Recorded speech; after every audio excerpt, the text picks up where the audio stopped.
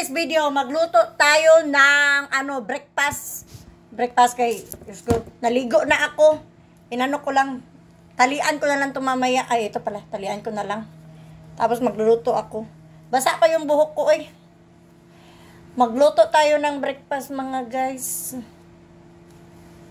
Mga jay. Ang gagawin ko is, magluluto ako ng tortang talong kasi matagal na rin hindi ako nakakain eh. So, yun na nga. Painitin ko lang yung yung oven ko para sa pinitin ko lang yung oven para sa sa bacon. Saglit lang. Itong bacon luto na siya. So, ang ginagawa ko is pinapainit para magbalik siya ba? Mag-crispy siya ulit. Ganun. Kami lang naman kakain. Para bumalik yung crispiness niya. At magising tong mga bacon.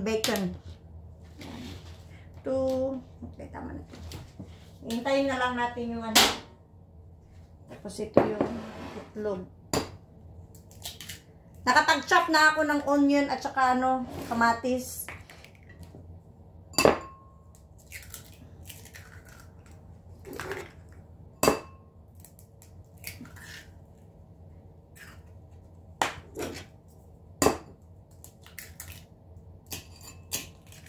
Bagong ligo lang ako ba? Diyos ko, Ginoo.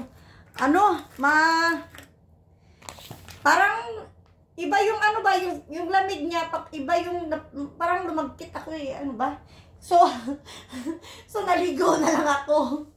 Para mahimasmasan at saka sumasakit yung mga muscle ko, mga likod-likod ko, kasukasuhan, oh my God. So kailangan siya ibabad ng hot water. Hot water. So, yun. Lagyan ko lang ng asin. So, ngayon, day off ko. Hindi ako worker. Hindi ako worker. So, ngayon, wife ako. Housewife. Yan. Marami kasi yung itlog.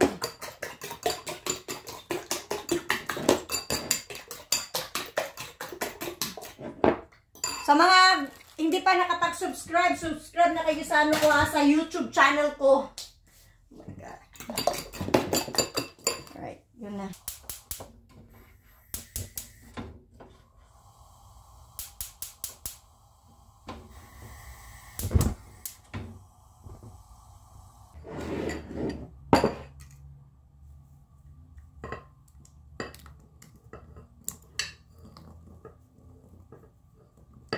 Gusto ko yung maraming kamatis.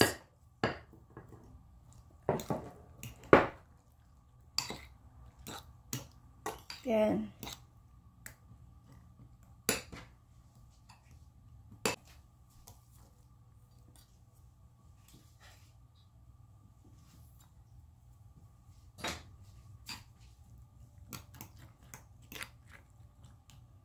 Yan. Teka ko nga.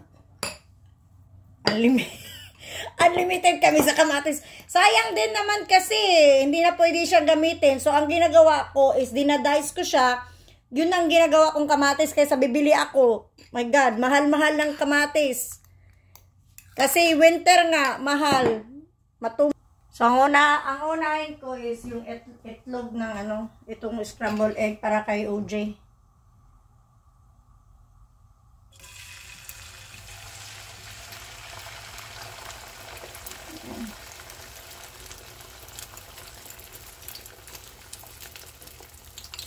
Gusto kong pakainin si Apam ng maraming kamatis. Yan. Para maganda sa kanya. At saka yung natira, gagamitin ko siya sa sa talong. Sana ba yung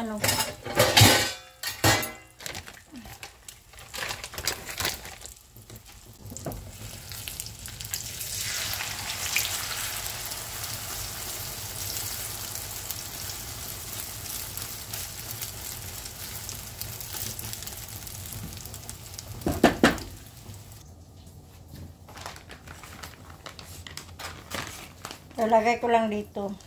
Matigas pa yung ano, talong. Pero yung iba, smooth na siya. Ganito yung ano, pag didiskarte. Pag may nakita kayong sale, bilhin nyo na. Kung may machine vacuum kayo, pwede nyo i-vacuum. Tapos, ilagay nyo sa freezer, pang matagalan na po yun. Nilagay ko ng bacon, set ko na lang siya ng 15 minutes para magbalik yung ano niya, crispy. Nilagay ko na yung bacon, tapos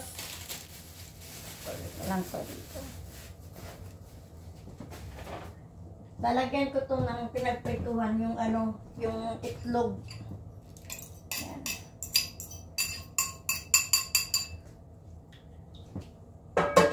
Matabang yung itlog. Pero okay na lang, chokes lang kasi may sausawan naman ako eh. Yan. Gay, matigas pa talaga, Diyos ko.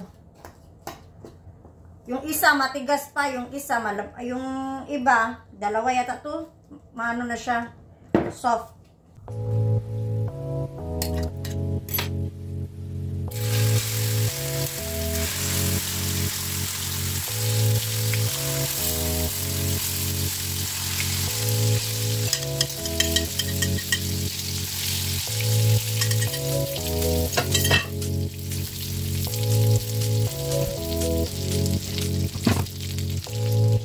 Ilalagay ko lang yung mga pinagamitan ko ng bake. Yung mga kutsara, ano, plato. Takpan ko lang din.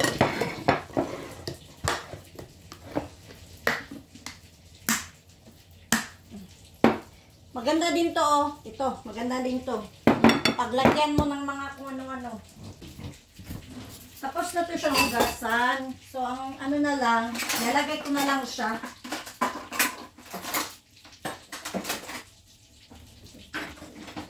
Oh, no.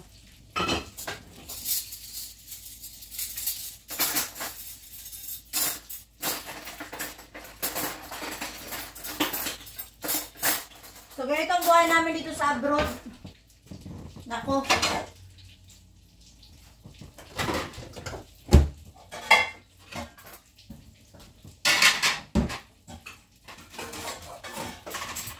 Hindi kami mayaman dito, pero at least nakakakain din kami ng ano, nakakain ng sakto.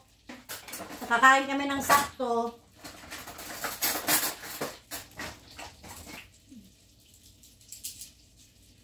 Nakalimutan ko na naman tong ilaw naming isa.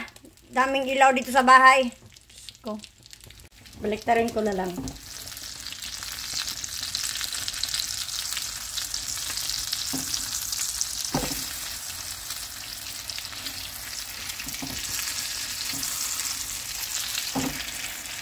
Okay lang ng pag ganito eh.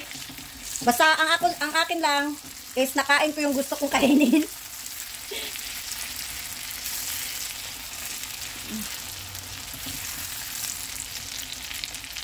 Eh, wasak na eh. Okay na to. Hintayin ko na lang siya na ano. So, nag-message yung asawa ko na ano, dadaan daw sila sa paggupitan ng buhok ng anak ko kay Diyos ko, Ginoo. Mahaba na talaga yung buhok ng anak ko. Yun na nga, parang ako lang yata ang kakain mag-isa. So, it's okay lang.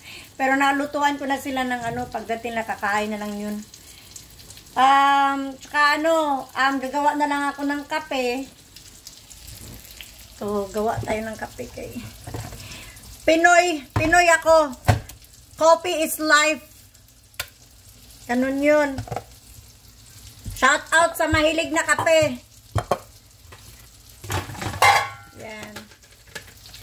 So, laban-laban lang tayo sa kahirapan o sa buhay natin. So, nagluluto pa ako. So, itong coffee, kape ko, galing pa tong Pilipinas. Pag uwi ko, ang dami kong dalang kape. Gusto, ganito. Kopi ko. Kung wala kayo sa buhay ko, Hindi kompleto ang araw ko. Noong umuwi ako sa Pilipinas, pagbalik ko dito, ang dami-dami kong kopi kong dala. Kape. Baka naman kopi ko. Kung wala kayo sa buhay ko, hindi makumpleto ang araw ko. So guys, ato ning abriho ning langka tart from apo ni Lola Abon. Dilawan na to ni unsay lasa ba ni. Wala pa yung katilog langka tart. Nakatilaw na kong mango tart. Sa una. Humot siya guys. Oh my goodness. Let me try.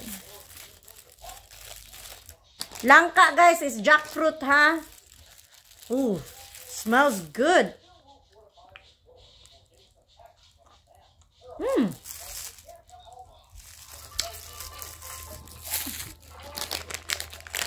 Amisha.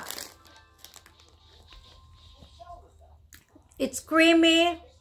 Langka flavor. Milky. Basta lamig siya. Try it, babe. Try it.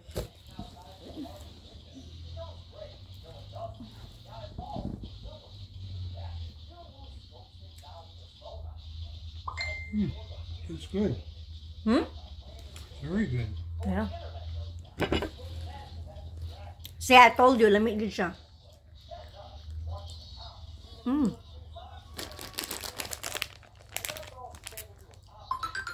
Kung kailangan mo palit o kaya mga pasalubong, stop by at Apo ni Lola. Durian Delicacies. Dagan silang mga product guys na mga line of flavor gani. Lami gud siya. Pati ilang yema. Lami pud lang yema. I-recommend ako ilahang yema nila. Dili ko fan sa durian ha. Pero ang ilang mango o jackfruit o katong mangustin, lami jud. Lami siya. Masama ito ha. Apo ni Lola, lami siya. The best. My first job. Dishwasher. Yeah, I did dishes at my church. That's my husband washing the dishes. Very good, babe. Very good. Thank you. All the time.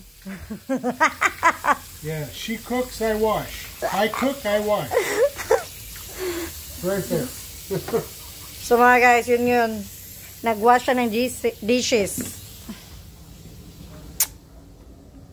Pupunta muna tayo sa kwarto para tanggalin yung mga bedsheet para ilagay ko sa sa washer. Tanggalin ko lang kasi laban na, kailangan na maglaba. Tapos may naman ako, may pampalit. Mom, there. Alright. Thanks.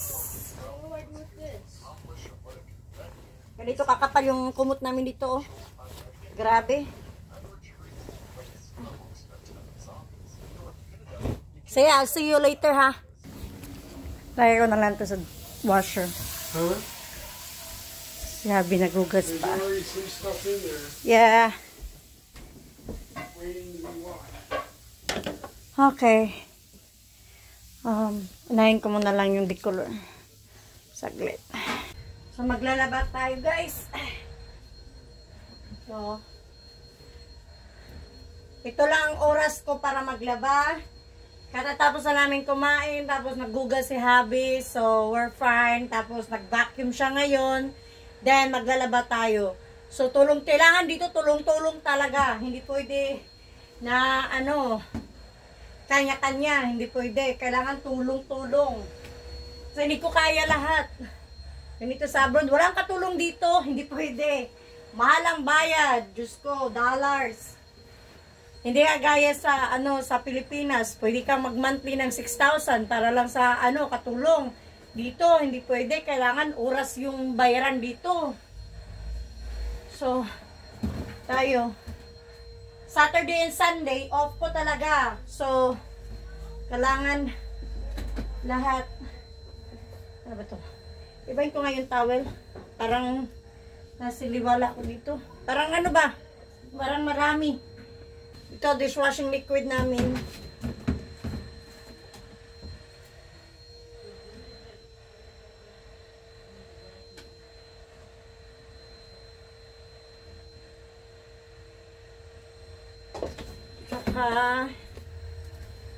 Downy. Oh, wala nang downy. Hala. Oh my goodness.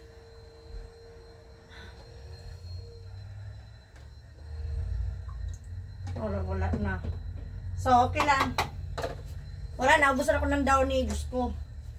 Pero, may Ariel ako powder with downy na to. Ariel powder with downy. Ang bango niya talaga, sobra. Hindi pwede na wala ako nito kasi ang dagdag amoy, pagpadagdag linis ba sa damit. Yan, takpan ko na lang para hindi siya matapon.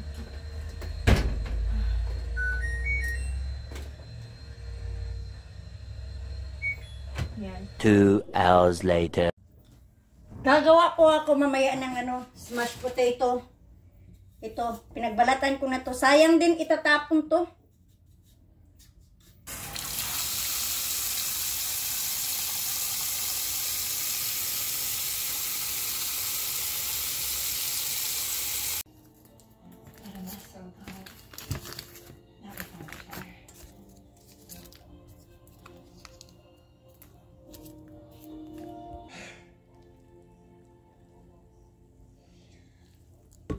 So, meron na itong, ito na yung binold kong patatas. Meron na siyang gatas. Then, butter. Then, lalagyan ko ng kunting paminta para may flavor din siya. Yan. Garlicky flavor siya. Nilagyan ko ng garlic. Lalagyan ko rin siya ng kunting mozzarella para may cheesy. So, and salt. Then, mix mo siya.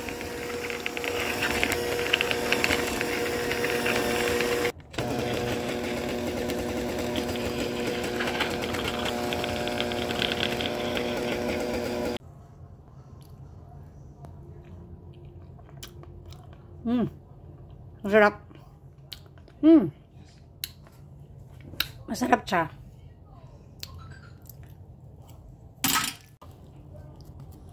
Yan, smashed potato. Gana yung pagka-mix niya. Tingnan mo, makinis. Gagawa ako ng gravy. Gravy and mushroom para sa meatballs. Kasi ito, Salisbury steak. Nakalimutan ko mamiling ground beef. So, ang meron lang sa akin dito is yung meatballs na gawa ko. Homemade meatballs talaga. So, ito, gawa na ako ng gravy.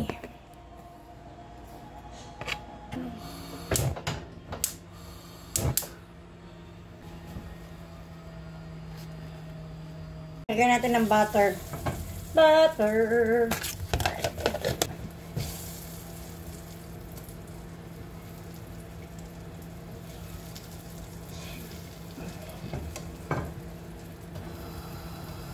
I-heat ko na lang siya. Naka-defrost na yung ko, meatballs. Ito yung homemade meatballs ko. Ito siya. Kaysa bumili ka sa store, ang mahal-mahal. Tapos yung laman, ang kunti lang. $7. Tapos kung bumili ka ng ground beef, nasa mga 12. Marami na ang gawa mo. Ko lang siya dito. I-fried ko lang siya. Luto na to siya. So, luto na to. Ang gagawin ko na lang is, reheat ko na dito sa butter. Then, lulutuin na naman natin siya. Tapos, yung butter dito, i-heat na natin itatapon. Yun na yung gagamitin natin pang, para sa pang gravy.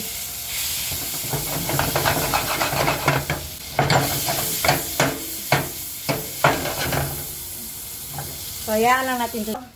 Hinihintay ko na lang mag-brown a little bit ba. Kunting brown lang siya. Minsan, pag busy tayo sa work, pag day off nyo, kailangan may time din kayo sa pamilya nyo. Pagluto nyo. Tapos magtulungan kayo maglinis. Hindi naman porket na nagtatrabaho ka, tapos ako na magluluto, ako pang maglinis, ako pang maglaba. Diyos ko, Wag na, oy. Kapagod. Hindi ako pumunta dito para lang katulong. Akin na lahat. Di pwede yan dito. Nako. Yan. Lapit na siyang, maluto. Pag minsan tamad ako. Tamad ako pag Saturday, nakahiga lang ako, kain, nood kami ng TV ng asawa ko. Tapos, so while yung TV nagsasalita, ako naman naglaro ng Call of Duty. So yun. Hindi nagagalit yung asawa ko. Kasi nga, I need to rest daw. Mag-rest din ako minsan. Ako yung yung tipong na walang pahinga.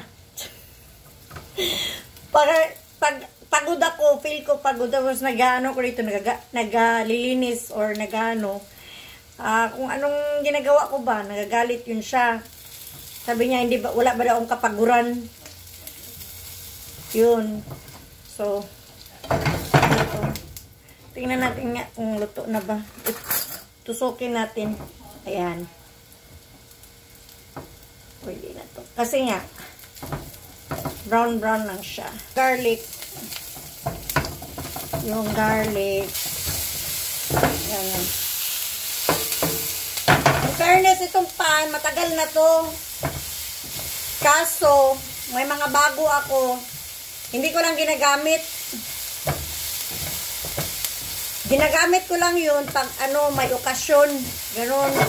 Ito, pang araw-araw namin to. Pag wala na talaga to, tapo na yan. Bili na ng bago. Lagyan natin ng Knorr cubes. Beef to. Madali lang naman, nito. Itong gravy ba? Lang to, shortcut. Lagyan natin ng Worcestershire sauce. Worcestershire sauce. Ba yan? Worcestershire sauce. Tapos, paminta. Yan, dagdagan natin. Pang lang to, pang madalian. Paminta, durog. Yan. Konti lang. So, kulo-kulo lang siya dyan. Beef broth, kaso wala ako noon. So, Knorr cubes lang tayo. Knorr cubes na beef flavor.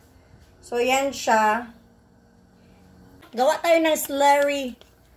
Slurry. Lang to? Cornstarch tsaka tubig. Ito yung dito sa kanya. Magpapalapot.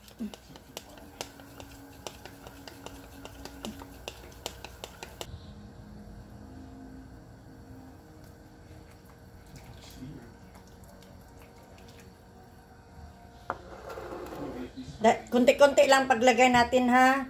Kasi yung cornstarch, minsan pag nasobrahan, wala na talaga. Sobrang lapot na yan. Yan. Halo-halo mo na lang siya yan. Wala na akong Worcestershire sauce, eh. Pero pwede na to, eh.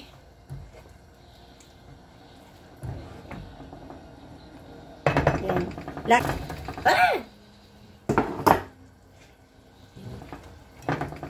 Diyan lang yan siya.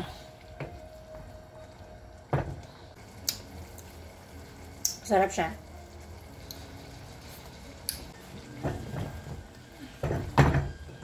Pakita ko sa inyo. Mushroom and meatballs.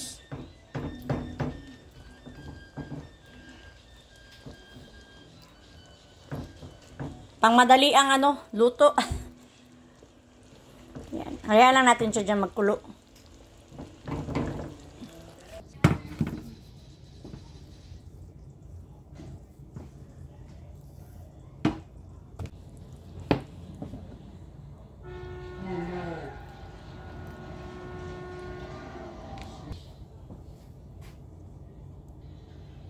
So, ito na po ang meatballs mashed potato with mushroom. Yan. Thank you for watching, guys. Kain po tayo. Bye! See you next time.